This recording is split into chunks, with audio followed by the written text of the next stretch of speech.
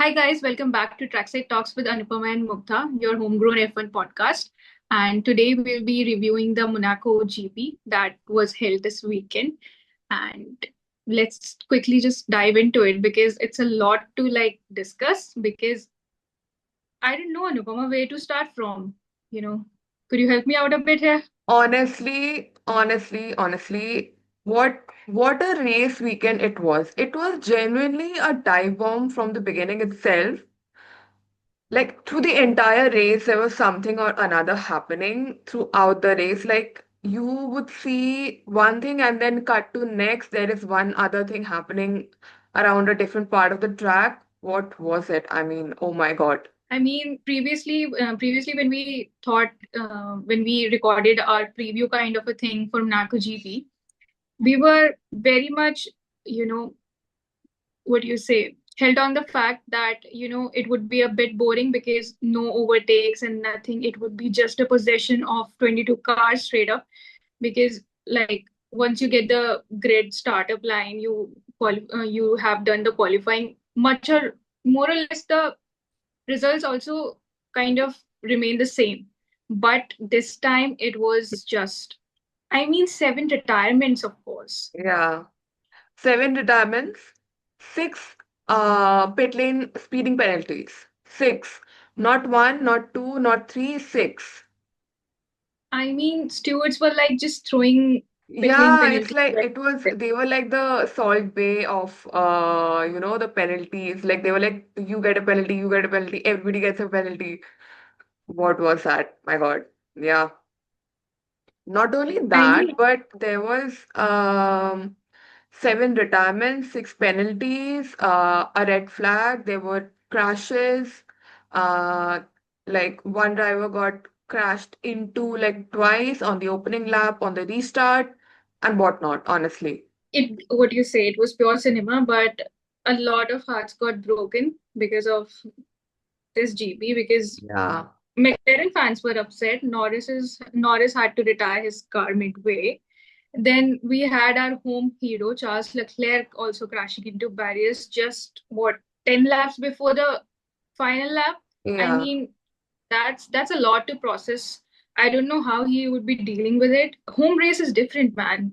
Home race, and then if you're running for a podium, even though you're not gunning for the top place on the podium, it's your home race. And on top of that, the strategy is not going exactly well because Ferrari were trying to get Leclerc to defend in order to get Hamilton's penalty out of the way. So, he could come out with sufficient amount of time and a good gap, which was not Charles's fault at all. But he somehow had his race ruined quite. And yeah, that was a heartbreaking And moment. I mean, anybody would be furious at that moment. It is absolutely justifiable. yeah, we should probably talk about it in detail only right now because post race, there were a lot of interviews that Charles eventually did. And what he eventually came up with the fact that he might just from now onwards, he might just focus on being a direction that Lewis is in currently, which is not really relying upon the strategist anymore of Ferrari and probably taking the matter into his hands. Because Absolutely. guess what? It worked for Hamilton. The machinery that Ferrari is using right now has some brake related issues. Yeah. And somehow Hamilton has been figuring it out from previous two races, I feel. And Leclerc also needs to do the same. And so probably he'll, just continue in Lewis's direction. And what a day for Lewis Hamilton. I mean, what a weekend for Lewis Hamilton. We should sum it up like that. Like Yeah, all but the stars, every star was aligned for him from, support on the podium from his partner. Then his fan club was on the podium along with him, Kimi, then Isaac. They were on yeah, the podium with him. It was basically team Lewis Hamilton fan club. yeah, actually, like you correctly mentioned, Isaac has been a hardcore Lewis fan. We know that, and Yeah. Kimi is always looks him up as an uncle of sort. Yeah. I feel that Yeah. Also, like probably have. after the race, there was like the post-race interview of the three of them, and when one of the journalists mentioned that Kimi's and Isaac's age combined is lower than Lewis's age, their expression was absolutely phenomenal. I mean, I can't even believe.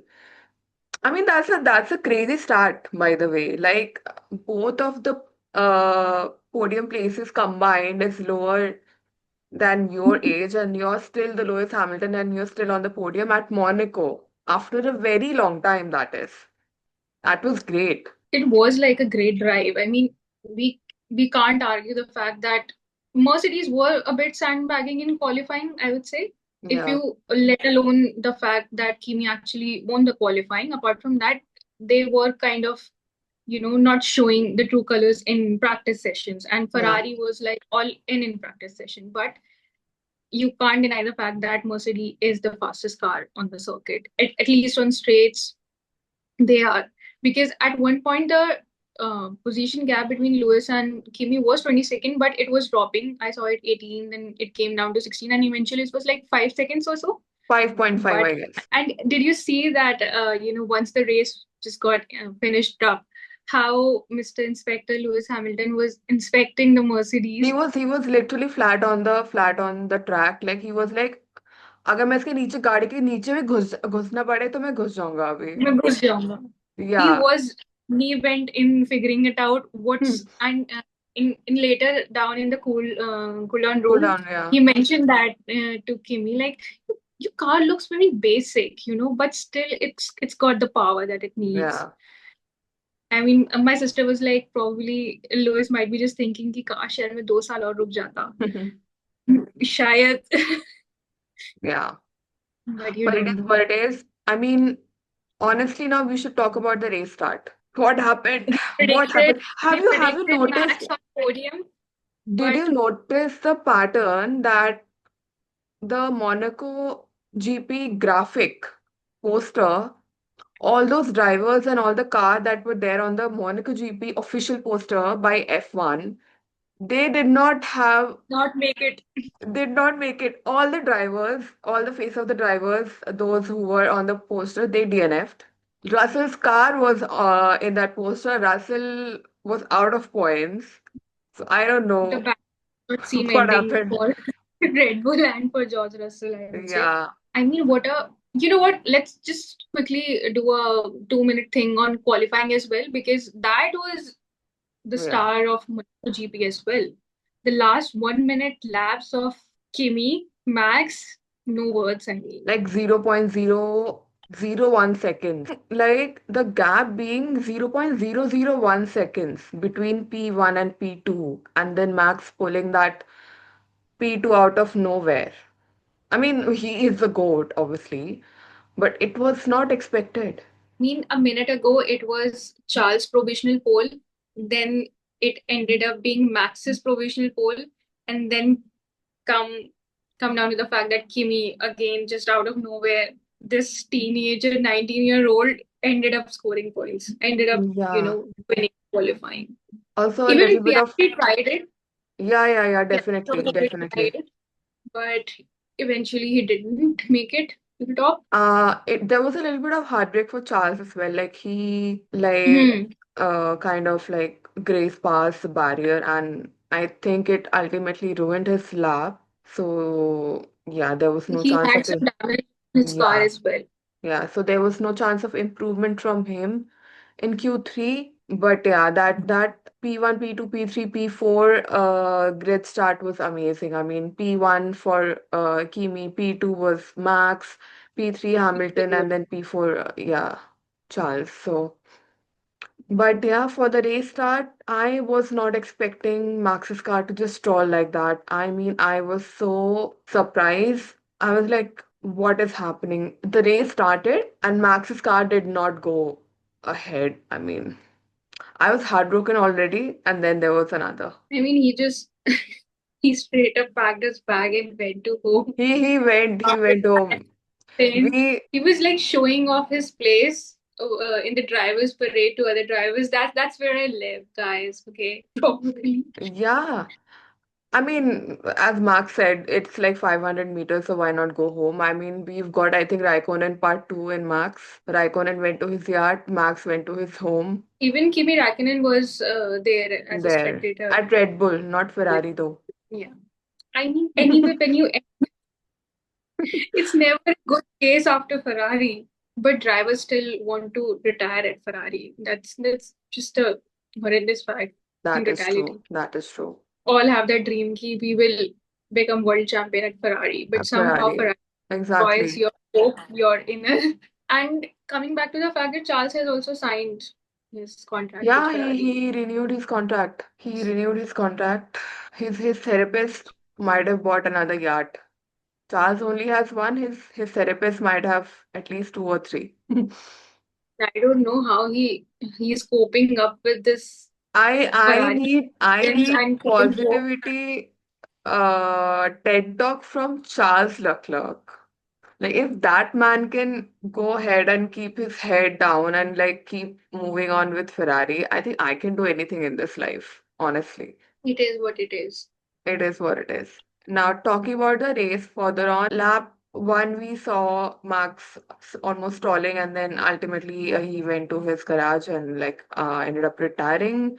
We had Behrman in the pits for a front wing change. Then we had what else did we have?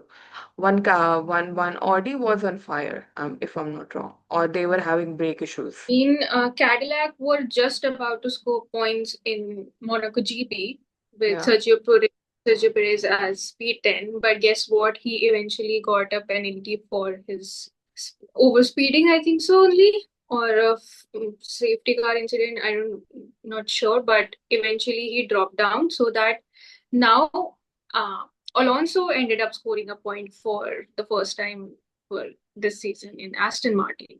Yeah. But after that, Finally.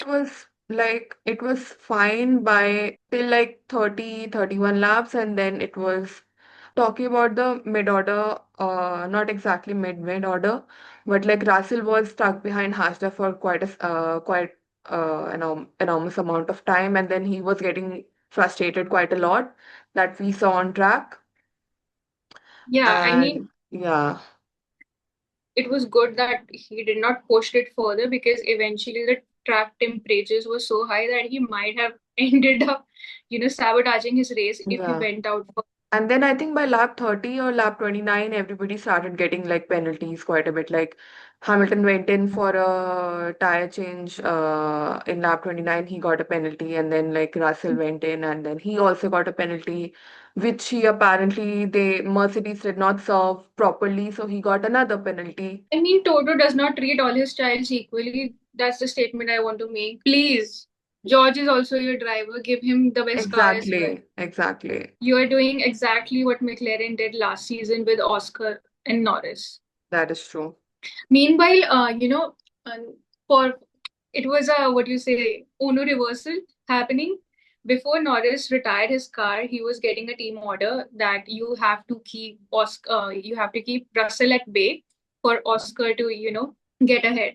I'm like, yeah, finally he's tasting his own medicine. But yeah, George was driving nicely, I would say. Yeah. So basically, we had Verstappen, then it was Bottas, then Behrman, then Norris.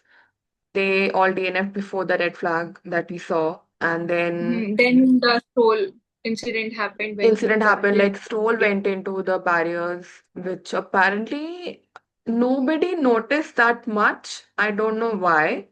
But then Charles Leclerc went into the barrier and then they started investigating that portion of the track. It's double standards. I mean, if Stroll does it, nobody gives it. Yeah. But if a top order driver gets into barrier, it is a big thing. That is also It's like actually the biased. same barrier, if I'm not wrong. Yeah, yeah, it was the same barrier. Like first Stroll went to went into it, and I think you know what people are thinking. Okay, like it's Stroll, so he like probably went into the barrier, whatever. But Does it every time. he's a And good then driver. Leclerc went into the barrier. He could not like utilize his brakes at all. And then there was quite a lot of damage on the track. So they were investigating. At one point of time, I think it was pretty dicey. that if the race would go on and for how many laps it would go on and yeah, further and whatnot. But ultimately, they did solve the issue. But to be honest, they could have just stopped the race. I mean, because But the I tarmac was think still an issue, and God forbid, didn't nothing happened in later laps of the race, but there could have been more incidents. there could have been Monaco, where it's like a billionaire's playground. You cannot fix a goddamn tarmac for the race, for the penultimate race on the calendar. What are you doing? Like, The it was richest circuit. quite a long red flag, though. It was around 40 minutes, if I'm not wrong. Yeah, the race ended up being a 3 hour show eventually. Usually, Monaco is like 1.5 hour, if I'm not wrong, because it's pretty small. Smaller circuit. Yeah. And coming back to the mid order, when we talk about Racing Bulls, literally had probably the best of the races this season. They both scored points for them, Lawson and Lindbergh. What a drive from them, I mean. And I eventually they mean, didn't get so much of penalties, like other drivers did. they did well. They did very well, considering the fact they are 9 and 10 in the championship order. Both the Racing Bulls, both their drivers. Kudos. Good job, Yeah, guys. man. Even Williams would have ended up scoring points as well, but wait, it was Science got crashed into after that restart. Yeah. with Nico Hulkenberg. Hulkenberg also ended up getting a penalty, dropping Yeah, his then also by Colapinto, he also ended up getting some penalty or Pierre Gasly of all. I was Man could about to have say scored that. a P3 in the Monaco GP, and because of some shitty penalty guidelines and whatnot. Man, I was so sad for him. But Like he crossed the line and he was like celebrating. And what is the team doing even? Like, let him know beforehand that you've got a penalty, you won't be on the podium. why they do that? Even Ferrari does that. Last time, I don't know which race, they did not tell Hamilton up till the last lap that you have to serve the penalty. What is the point? What is the point, honestly? Like, let the drivers even decide what they want to do. But that moment was very heartbreaking for like Pierre Gasly. He was like genuinely celebrating, and then he got to know that he got a penalty, which put Isaac Hasler on the podium, though. But he was also still, Yeah, the stewards were yeah. investigating for red flag infringement. Yeah. So Red flag period. lucky, So it lucky. was, yeah. So ultimately, it was dicey for him as well that if he is going to get the podium or not. But the FIA then ultimately said that no investigations needed further or something, and then yeah, he got the podium.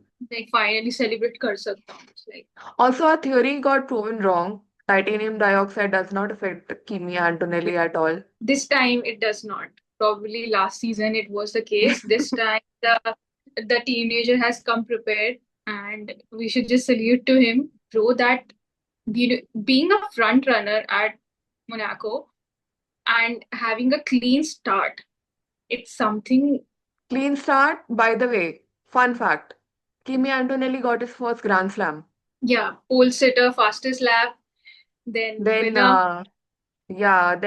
he led every lap in the race. So, yeah, he scored his first Grand Slam. But there is also interesting fact. He would be the youngest if he had this Grand Slam and he ends up winning the championship, because that record belongs to Vettel, I think so. So if he becomes, Vettel is still the youngest F1 champion, but he was around 23 when 23. Yeah, Vettel was around 23 when he won the yeah, Kimi at 19. Oh my God, what is this? What is this kid even doing? Like I 5 wins from 6 races.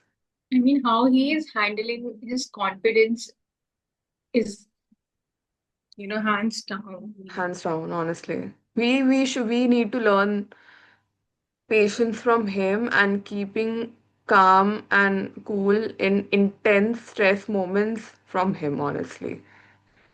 When the restart was supposed to happen and he was intimidated by Bono that it's going to be a fixed start, he was still conscious that एक बार तो clean start हो गया, पता नहीं second time He It he would he be said, yeah, hard or not. he mentioned that like I wasn't very like confident about the restart because Lewis Hamilton is starting behind me, Then and Max he, Verstappen.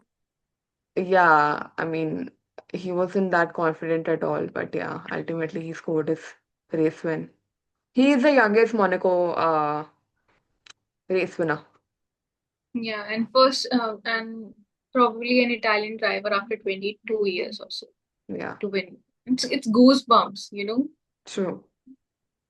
It was all in all, definitely we are sad about the Charles, the Max, then Russell, obviously for Norris as well. He was having a great drive in quali as well, so probably he would deserve to be in top 10, but somehow the odds Yeah, weren't in favor. But as far as the entertainment is concerned, the it was entertaining. non-boring nature of the race is concerned, this proved to be a good one.